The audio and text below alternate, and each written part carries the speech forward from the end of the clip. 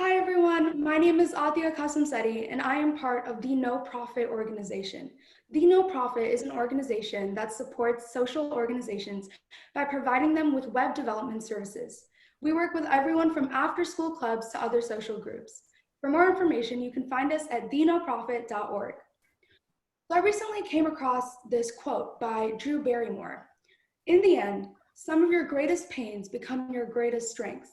I am very excited to meet Apoorva Dornadula today, who turned some of her greatest pains and strengths into passion, which ultimately made her successful. So let's meet Apoorva. Hi, Apoorva. Hi, nice to meet you. You too. So, wow, I was reading up on you a little bit, and so you are the co-founder and CTO of Virospace. You worked at Google and Microsoft. You spent the last 2 years as a researcher at Stanford's Computer Vision Lab. You hold a master's degree in computer science from Stanford. Wow, how does it feel to be that person that all the other parents compare their kids to? um, Honestly, I think it's a little bit, you know, overwhelming slash overrated also. Like, I feel like, this is something that I've really wanted to do, but I think there's a lot of people that have done awesome and, are doing really great in whatever the field that they're doing. So I think hopefully it's not a template. It's really great to think about it that way. So let's just get the formalities out of the way really quickly. Tell me a little bit about yourself, like your hobbies and just some basic facts about you. For sure, yeah. So I was actually born in India, in Bangalore to be exact, and then I moved to the Bay Area along with my parents, and I basically grew up here ever since I was like 2 years old. So Fremont has like always been my home, and I actually never really left very much. Like I did my undergrad at Berkeley, which is very close by, and then I did my master's at Stanford, which is also pretty close by. Um, but yeah, like I think I in my free time I really love to learn new languages. Like currently I'm enrolled in like a Sanskrit class, which I've been really liking, and then also like to learn new sports, even though I'm not very good at it, but it's very fun. Yeah, and I think CS and AI and explainability is something that are all my passions. So I'm really happy to be able to be working in that field right now. That's really great. That's awesome. How are you doing in quarantine and everything? Yeah, it's I'm an introvert at heart, so for me I actually really like it. I think I've been really productive. I've actually been more in touch with my friends than I have before, so all in all it's pretty good. Let's see. I don't usually go out a lot, so it doesn't really feel like much has changed.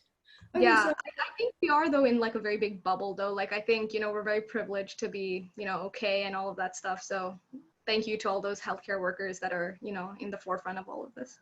yeah. Okay, so before we get on with the interview, I just want to say that thank you for agreeing. And also, I just want this to be a very casual interview. I just really want to get to know you and, know about your journey. So, um, speaking of your journey, I'd love to hear you kind of give like a summary of your journey, just, the ups and downs and just overall. For sure, yeah. Yeah, I think, when I was in elementary school, something that my parents used to always do is get us these Legos and these Connect sets. And I think that was probably when like building and like working with, imagination and all of that kind of stuff really kicked in. Like I remember my sister and we'd get like these big Lego projects for Christmas, and we'd always like spend a bunch of time, like the whole day, just like, building these roller coasters that are like 4 feet tall. And I loved it. I think, that kind of started like the engineering bug in me very early on. Which led me to doing a lot of robotics in junior high and high school, as well as kind of dabbling in CS or web dev a little bit. Like, I guess for some context, both of my parents are engineers. My dad has been in startups for a very, very long time. And my mom has also been working in engineering. So, having a strong female figure doing like STEM has also like never deterred me from going down that path as well. And my sister's also an engineer. So I think, that kind of bug hit our entire family, I guess. Yeah, and I remember in high school, I did this summer program called Cosmos, where I was in this cluster for game design, and it definitely changed my life. Like, I had never really done CS to that level before, and I imagine like I used to stay up really late at night, like just trying to debug something or just trying to play around with whatever library we were using. And from then I realized, like, if I can stay up really late at night doing this without really worrying about anything, this is probably something I should do, more of, or like at least pursue in college to try out. And so, which is why I applied to Berkeley in electrical engineering and computer science, although most of my work was in CS, not really too much EE, but I loved it there. I think it was amazing. Like, I made really great friends. I learned so much. It was probably like the amazing college experience a lot of people have also had. But throughout, like, elementary school and middle school, something that I also did was I always kept a notebook of like random doodles or of like different ideas or inventions or whatever based on what I was learning at school. So I remember in 7th grade we had physics, and I'd like, we were learning about electricity and like, motors and all of that stuff. So I still remember like a drawing of, this invention that like would harness like wind and water and solar and like, power the sprinklers. I don't know, it probably wouldn't have worked anyway, but like it was just on a paper. And I think, and then in like 7th grade, we did chemistry. So I ended up building like a board game that I like forced my sister to play with me over the summer. Like, it was really smaller projects, but I think building something and using what I've learned has always been something that has been a part of me. And when I was at Berkeley, I was really focused on learning as much as I could in terms of like book knowledge and practical knowledge. But one of the reasons I decided to go do a master's at Stanford was for the entrepreneurship angle, to kind of rekindle or like be able to pursue this interest that I've always had. And so the first year at Stanford was mainly learning for me. Like, computer vision and AI was something that I didn't do too much of at Berkeley. And the first year I, focused on trying to take a bunch of classes, learning as much as I could, doing research. And then the second year was mainly focused on meeting people. I met my co-founders towards the end of my first year, beginning of the second year of my master's. And, we really quickly hit it off. And from that second year onwards, it was like viral space was pretty much what I was doing, along with, school that kind of took the backseat of things. But yeah, really, really happy to be where I am. Like, I think I've learned a lot, and I've definitely been really privileged and grateful for the opportunities that have come with that. That's a really cool journey. It's inspiring, and it's so awesome that all these interests started from a young age. I mean, well, you're still young. How does it feel to be such like a young entrepreneur? I love it. I couldn't recommend it highly enough if you're able, because something that I really am grateful for is not having as many responsibilities as I'd maybe have in 10 or 15 years. And, like I'll stay up late, really late, working a lot of times. And, and the only person I really need to take care of right now is like myself and like help out around the house. And that's definitely doable with the lifestyle I'm leading. But I also think it's like when you're young that you can kind of dare to explore. But I think there's also like a double-edged sword in that, like, it also means that I don't have the experience that like maybe a technologist that has been in the industry and working for 20 years or something does have. But I think, that's where mentors and expanding your network and talking to people really, really become helpful. That's really cool that you think of it like that. That's awesome. Other than being really young, you're also a woman, and I'm sure there have been a couple of challenges in the workspace. What were they? Were there anything? Yeah, like, I think I've been really fortunate in that, um, you know, I I know I've heard of like a lot of horror stories happening to people, especially in these fields where it's very male dominated, of like of a lot of discrimination, being intimidated, not really knowing like if they fit in. Like, I think for me, I've been really fortunate to like, be in environments where there's a lot of women involved, and like a lot of people I know are also doing it. Like, for example, at Berkeley, like there's the Society of Women Engineers, there's the Association of Women in EECS, there's like a ton of organizations just to help you form a community around people that are like similar to you, which was amazing. Like, I never felt left out. I never felt like you know, that I shouldn't belong or something. And actually same at Stanford, like, you know, in my startup garage was the class that this kind of startup came out of. Like there was a lot of women involved. The Stanford Vision Lab, like my PI was Fei Li, who like I definitely look up to, and she's like an amazing role model. She's a woman who's done so much in her field. So I think for me personally, I haven't felt too much of it, but I think I did used to feel like, you know, oh, I wish that there was more people that I can kind of share with and talk to, but I think the need for having more people like that is kind of inspired me to continue on this path, even if there aren't many people like me, if that makes sense. That's really really cool that you know, you don't have to experience all of that. You know, I've heard so many stories like you said, and it sounds like an amazing community, you know, that you're surrounded with. So that's really great. But yeah, so other than that, I'm sure you've had a lot of other struggles as well. Um, did you have like a mentor to guide you through everything? Yeah, definitely. I think I've had a lot of different mentors over the years for many different things. Like, for example, in high school, I remember my robotics coach was like an amazing mentor.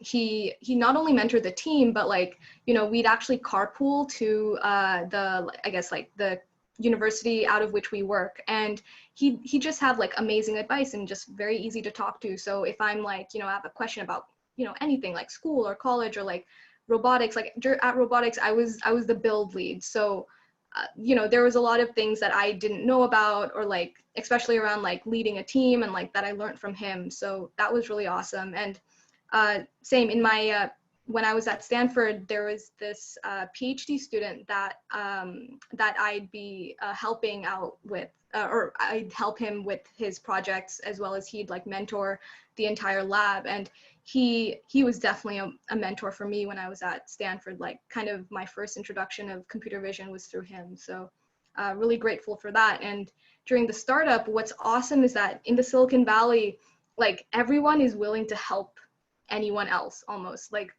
if you know, meet someone and you want to talk to them about something, like they will like 90% be okay with that. Or if you message someone on LinkedIn that like has some experience that you want, like again, they'd be like very willing to help you. So I've definitely reached out to a bunch of people to help with various different things, from like, you know, how to set up the back end and infrastructure, and how to like hire, like just so many things that you don't really learn in school, but other people have so much experience with. And we've been lucky to be a part of many accelerators that have also given us a lot of people to reach out to. So it's been great.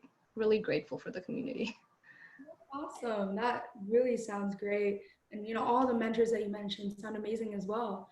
Yeah. Yeah, so you did mention that you had several mentors over the years. Was there ever a time where you had like two or three mentors? Like, is that a thing? Is it too much guidance? Like, what are your feelings on that? Yeah. I think it's kind of up to you, or like up to the person, if like how many mentors they want to keep, and like if it's worth it, or if maybe they want to diversify. Like for example, I can see a huge value in having 2 to 3 mentors in different areas. Like maybe this mentor is like really good at like um, engineering management, and like, you know, this other mentor is like really good at like a technical aspect, and maybe a different mentor is really good at like something else. Like I can totally see that being helpful. So I think it's kind of on a case by case basis, based on like what you kind of need at the time. That's cool. I'll definitely keep that in mind when I get older. So, um, other than your mentors, who else encouraged? I'm sure you've had so many supporters over the years. Who else has like encouraged you and supported you throughout your entire journey?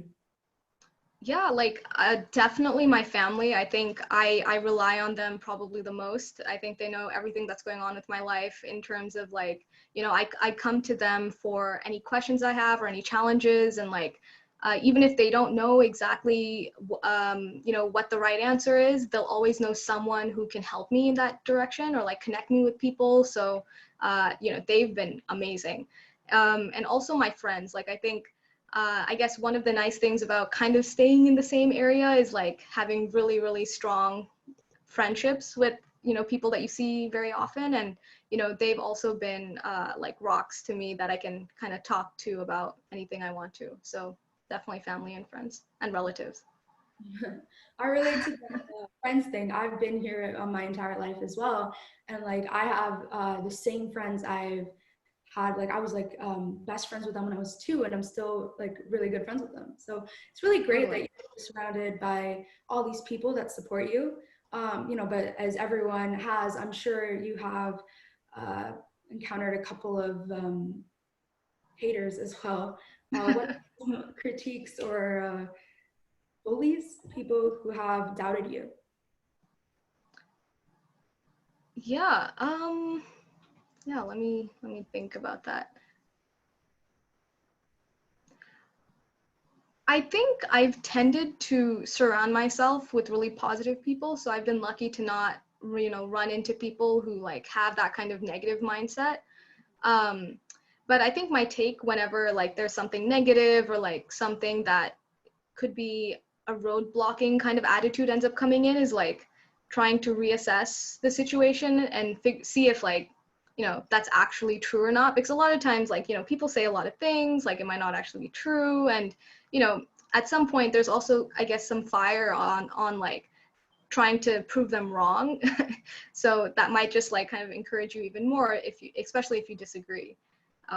So Yeah, I actually, I mean, my successes are like nothing like yours, but oh no. whenever like I'm like working for something, some people say stuff. I have like a similar method. I feel like I'm like being challenged, and then I use that to get better. So it's really cool Yeah, that, awesome. yeah, it's really cool that you have that mindset. So that's awesome. Yeah, so back to the interview. My mom said while she was growing up, she only had 2 options, just engineering or doctor. Like she didn't have a lot of freedom, and I am so lucky that I have that freedom to pursue whatever I want.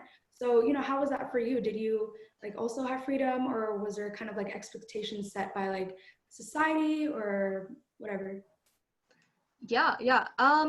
So I think one thing to like give some background is that like both my parents are engineers and like we live in the Silicon Valley. So I think that's definitely affected my career path.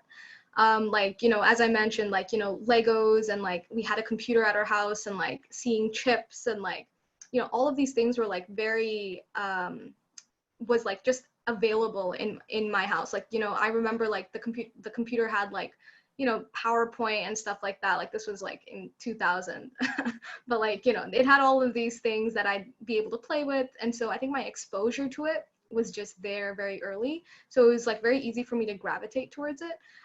My parents, they definitely introduced me and my sister to all of these things early on because that's what they knew, but they also made a really active effort to try and introduce us to things that they didn't know, or like other things, like for example, and it was a lot of it was based off of like what we were interested in. Like there was a phase in I think high school where I was like really into animation and like using like Adobe Flash and like stuff like that. Like game design was so they made a lot of active effort to look at like, oh, what kind of game design programs are there in our community, and like so I think I was never forced into this path for sure. I think I was very heavily influenced by a lot of other factors to go into it. And but yeah, I think you know you're uh the goal of like your life or whatever is like to be happy, right? Like I think earning money and all of that stuff is like one part of it, but there's a lot more than like money or like all of that stuff that actually matters. So it's definitely worth exploring, more than just engineering and being a doctor.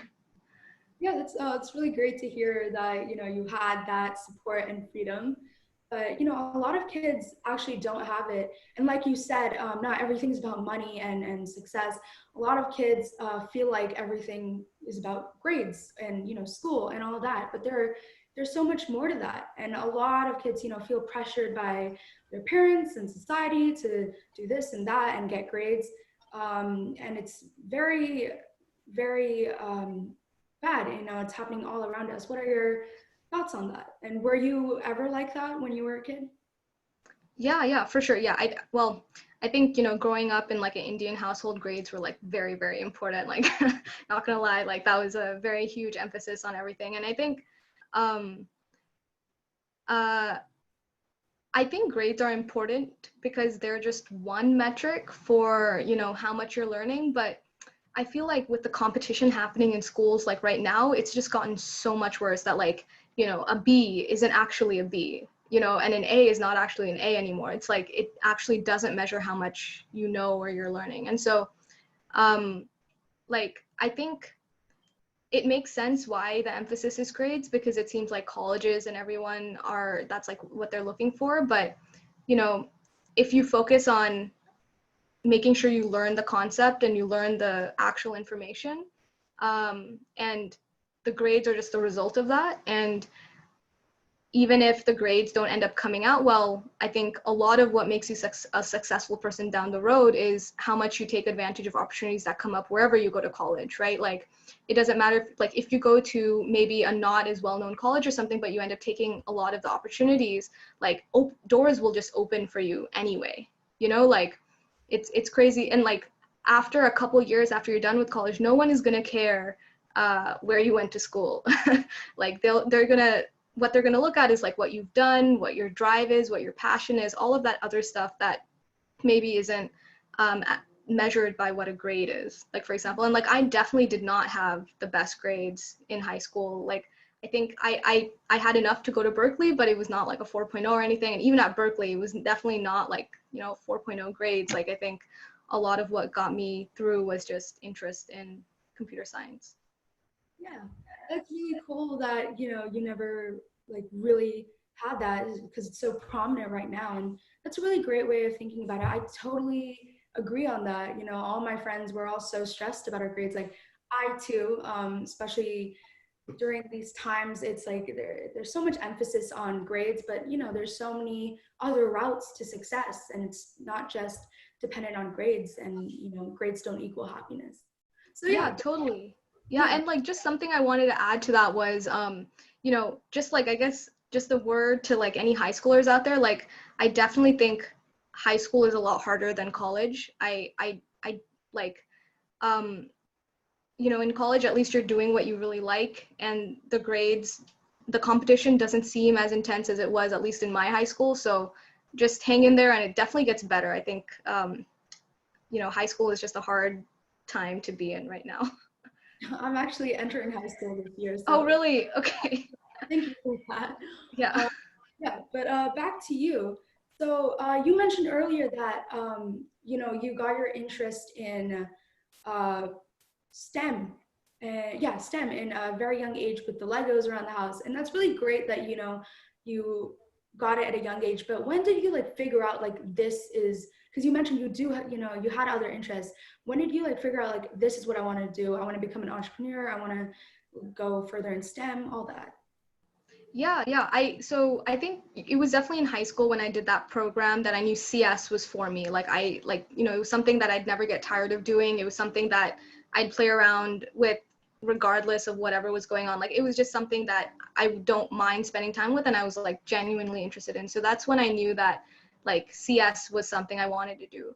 Entrepreneurship, that was actually something that I debated about a lot because you know, when I was graduating from Berkeley and going into Stanford, I think I had like three options I was considering, right? Like one was entrepreneurship, the other one was PhD, and then the other one was after my master's going into like a research lab, like, you know, Facebook research or Google research. Like I really like the stuff that's coming out of those labs. So I was like, okay, that could be another option. Um, and then for the entrepreneurship in specific, I think it was mainly like my mom. Like, I think when I got into Stanford, she was like, oh, like, you know, remember how you used to have like all of those drawings with inventions? Like, you know, Stanford is like the place to be to do that. So why don't you try it out? And I was like, yeah, that's true. Like, you know, what's the worst that can happen, right? Like the startup fails and then I re-interview and you go somewhere else. And I was like, yeah, like the risk seems very low. So I think it was more like looking at it like, you know, doing a startup right now is probably the most practical for me because my hours are very flexible, my hours are long, and I can afford to do that right now. And if I don't like it, or if the startup fails or something, I can always look for a job later and go work there. And so I think And I think, and when I first started at Viral Space, it was really hard for me because I didn't know if I was making the right choice. I didn't know, like, the entire Viral Space, like, I love the mission, but the domain that it's in is not something I'm very familiar with. So I was very uncertain about, like, oh, like, am I going to do well at this? But I think when we, like, late last year, I think I realized, like, this is the place I want to be. Like, absolutely love what we're working on. I think it really aligns with what I'm interested in. I realized that I really love working with people. I really love to manage, and just the freedom that I have at the company to, try and actually make a big impact. Like, I love it. So I feel like the startup life is definitely for me. That's really awesome. Sounds like you're really enjoying everything right now. And it's so cool that, like those drawings, like all the startup, it was just an idea and now it's like a reality. So, how did you go about that, I guess, like turning an idea into reality? Like what was your thought process? And you talked about getting opportunities before, like opportunities were like important. Um, how did you get those opportunities? Like how did you know what to do and all that? Yeah. So I think something that just about me is that I really try my best to be very, very prepared for everything. I think I'm like one of those people that like writes down everything they have to do like the day before or the week before and all of that stuff. So when I first got into Stanford, the first thing I did was like, okay, let me look for sources of funding and let me look for all the entrepreneurship opportunities. So I like, I did like a bunch of research on like what programs were available and all of that stuff. And that was how I found out about Startup Garage. And I knew that since computer vision was new to me, it might not be a good idea for me to just jump in and kind of divide my time and doing startup and school at the same time just for the first year. And I actually met our co-founder over a spreadsheet, which is very Silicon Valley. But I think, you know, I guess I took advantage of the opportunity of, at least putting myself out there and signing up for a bunch of things. And yeah, sorry. Okay, cool. Yeah. Sorry, wait, what was your question again? I just want to make sure that I'm addressing it. Yeah, you basically answered. Just like how you got those opportunities and just your thought Okay. process from, when you get an idea and turning it into reality and all that. Gotcha. Yeah. Okay, cool. So for the opportunity, it was like, it was kind of by chance that I met him, and we kind of hit it off. And we, we all, like, all of the co-founders of the team were all graduating at the same time. So things made it a lot easier. And since we had a year in school, it just made it a very obvious go ahead to kind of try and make this like an actual company and get funding for it and stuff. And then in terms of idea to like company, I think I learned, like, the first time I kind of learned about those skills was actually a course that I took in Berkeley, but then the Startup Garage course at Stanford also walked us through it really well. Like, it was basically like, okay, you have an idea, like, now what do you do? And so it was like a really good introduction, at least, to trying to get that done. And like the professors of the class were like VCs, and like they were startup operators in the past. So it was really helpful. So for us, I think the lessons that we learned was you have an idea, but you need to figure out if people actually need it.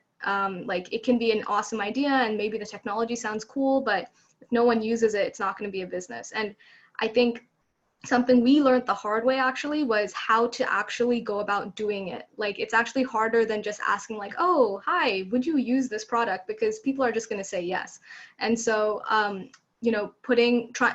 selling before building has been like a concept that was really, really hard for me, because as an engineer, I always want to just like, let's build and prototype and test and all this stuff. But if you try and sell the product as though you have it, and if people are willing to put money down to buy it, then it's actually worth doing, because people are putting money where their mouth is, basically. So making sure you validate it is like super important. And then the other thing is making sure that you have quick and dirty prototypes before, again, you spend so much technical effort actually building out the entire product. Like, we do a lot of mocks, we do a lot of like Figma and Sketch to try and figure that out before we actually go heads down and actually build something. And then the other thing that I learned along the way is like, if you're proud of your first product launch or your first beta launch, you launched too late. Like, I think that was not something I thought about before, but it's okay for something to be imperfect when you first get it out, especially when you're still piloting, because maybe in the next month it's all going to change, and then like, why make something perfect when that's not even the right thing? So yeah. It's really cool. Yeah, so it sounds like, it's a long process, but it sounds like, you did learn a lot from it, and, you got through all of that. So that's awesome. Um, Correct me if I'm wrong, but a part of that process, you have to talk to a venture capitalist for Yeah. funding. So yeah, so you would have had to done that for your startup. So you have to go with an elevator pitch, and so I don't know about you, but you said that you like to be prepared for everything. I'm sure you prepared a lot for this. I also prepare. It's like when I'm talking to teachers, I have to write it down before even if it's simple. But I was so nervous for some reason, so I'm sure that nervousness was multiplied like by 10 by you. So I don't know, how was that like entire experience? Yeah, no, for sure. Like, I think one thing that really, really made a difference was the fact that there's three co-founders. Like, I think, startups that have one founder, it's very, very tough to be a solo founder, because I know that I can always rely on my co-founders for advice or support. And going through the entire, like, what do you call it, like, fundraising process was just made so much easier by our CEO and our COO that we had on board along with me. So I think, team effort, it was awesome. I think our CEO took the lead on fundraising, and he did an amazing job. And I think I personally, I think the parts where I felt really nervous was around when the venture capitalists would do technical diligence, which is basically like assessing if you can build what you're saying you're going to build, or if you have ideas for saying how you're going to actually implement the product. And for us, it's a very technical product. Like, what we're trying to do is provide visual intelligence for marketing teams to help improve their ads or whatever other marketing content that they have. And so there needs to be a plan to do that. There's a lot of technical issues, technical questions that come up, and I think that was definitely something that I had to learn and figure out how to do and seem confident with my answers. I think something that's hard is, how can you be confident that this is going to work without actually building it? Like, that was my biggest, I guess, challenge. But yeah, I think as I did more of them and after feedback from the team, it was just a lot easier.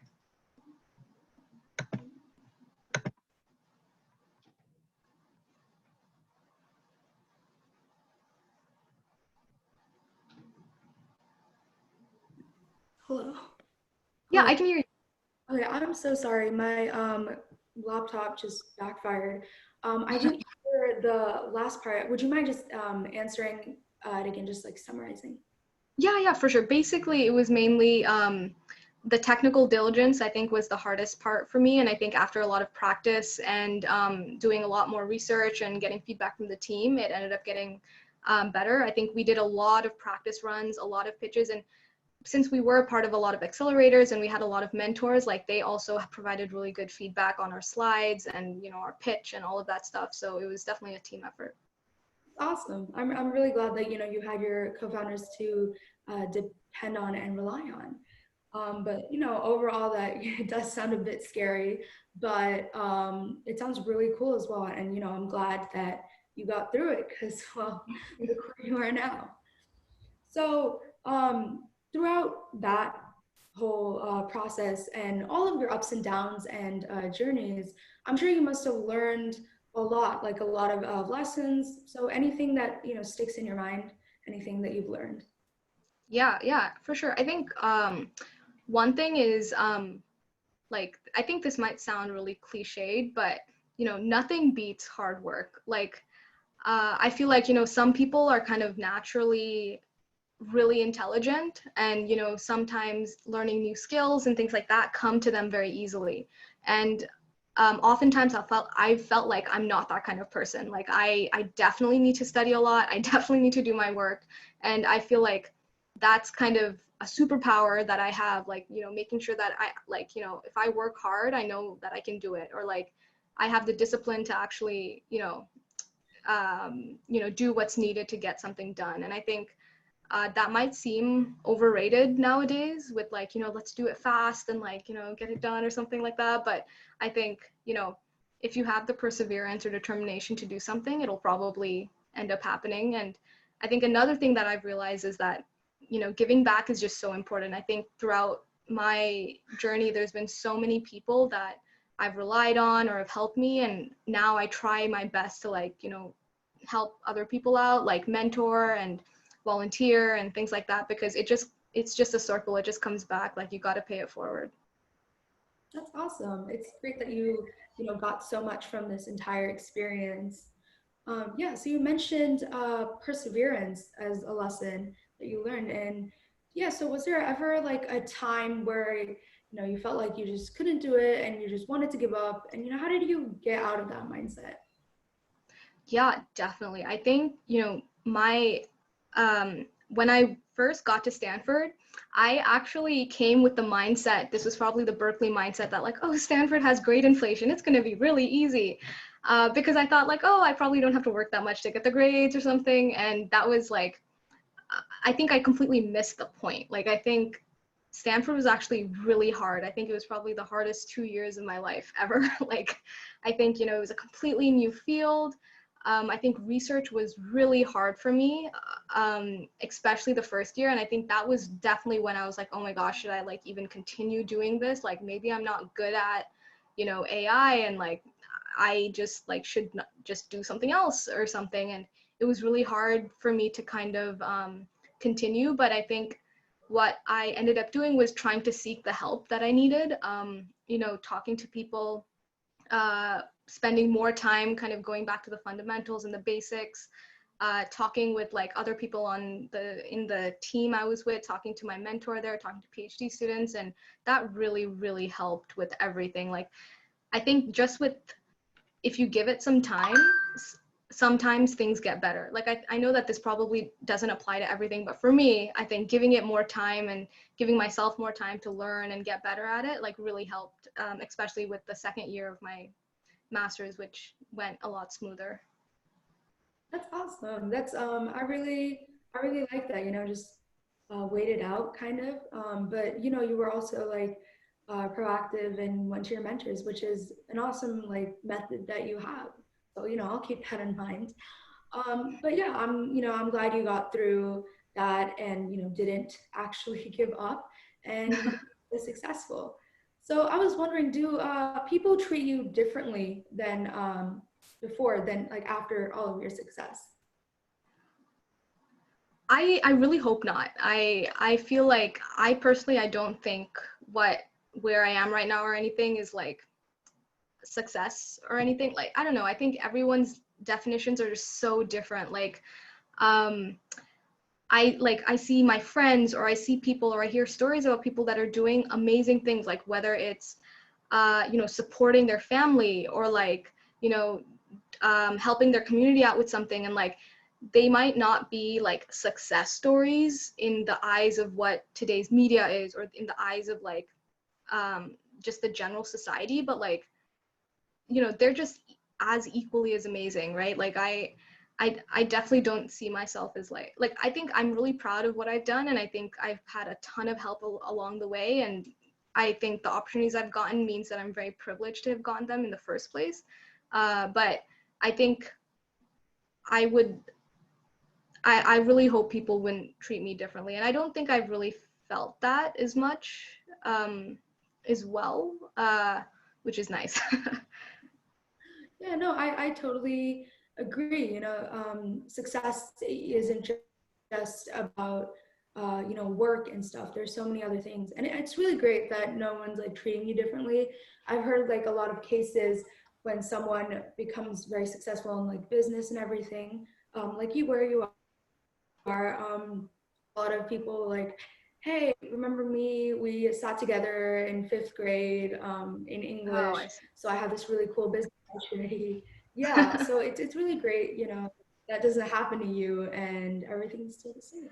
That's awesome. Yeah, You have I so many think good maybe, friends. yeah, I mean, I think one reason is also like, I feel like I've definitely not, I don't think I'm like, I don't think I'm, I think I'm still super early in my career, and like, you know, there's a lot of, there's a long way to go as well. So I feel like, um, in my eyes, I think I'm not successful yet until like, you know, maybe more, like I'm able to do more, for example. That's that's great. It's very humble as well. In my eyes, you are very successful. I mean, the most I've done is get an A in school. So, yeah, but you're really great.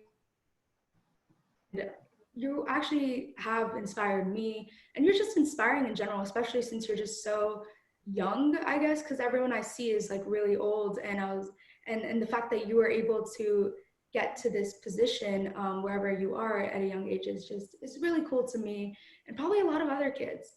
So to anyone watching and just kids in general who want to pursue a career in STEM like you did, do you have like any advice to them? Yeah, I think one thing is like STEM or like CS. I can talk to CS because I guess that's the field I'm in. But if you know, if you have access to a computer or a laptop or something, then like the limit is like the sky for like what you can do, because once you have access to like the internet, like you can do a lot. Like there are a ton of courses, there are people you can talk to, like literally anything that you're interested in, like you can probably learn online. And you know, I think definitely try that out. Like I remember the first time that I got a laptop, my parents were like, now you can basically do whatever you want. And I was like, I didn't really understand that back then. I was like, well, you're giving me a laptop, I can probably type up my assignments or whatever. But like, you know, nowadays, like if you want to learn machine learning, there are like 500 courses on how you can learn machine learning. And there's even like how to learn machine learning for like high schoolers, or like you can start with like, oh, how do I learn Python? Like there's just so much you can do. So I think really figure out what you're interested in, like, and if that's CS, if that's STEM, then just try your best to go through it. And you know, try to meet people, talk to people that are doing things that you might be interested in doing. And you know, that'll just definitely give you a lot of experience. And the other thing is, STEM is not the only career path. Like if you're in, like you might think that you're interested in STEM right now, but just take the time to kind of explore other paths as well, to see if like maybe you gravitate towards that. And like it's not a binary thing. Like it's not like you're in STEM or you're not in STEM. Like you, like I have a cousin that's doing political science and CS. Like that's an amazing field to be in, and they're like very different fields. And so don't narrow yourself to just picking one. Yeah, that's really great advice. And I agree with you. The internet is endless. There's so many things you can do on there. You just have to go out and get it. And Yeah. yeah, on the STEM thing, not it's not just there's so many other careers other than STEM. Like I'm more in the arts, so I'm looking for a career there. So yeah, that's really cool. So Awesome. that concludes this intro. Sorry, did I interrupt? Okay. Okay, so that concludes this interview. Apoorva, thank you so much for taking the time to talk to me and be here today. And for the viewers, I had a blast talking to her. And one thing I am taking from this interview is pursue your passion and don't give up till the end. And basically everything you just said about the advice, the sky's the limit. So that was Apoorva Dornadula, and I am Adhya Kasamsetty. Have a great day, everyone.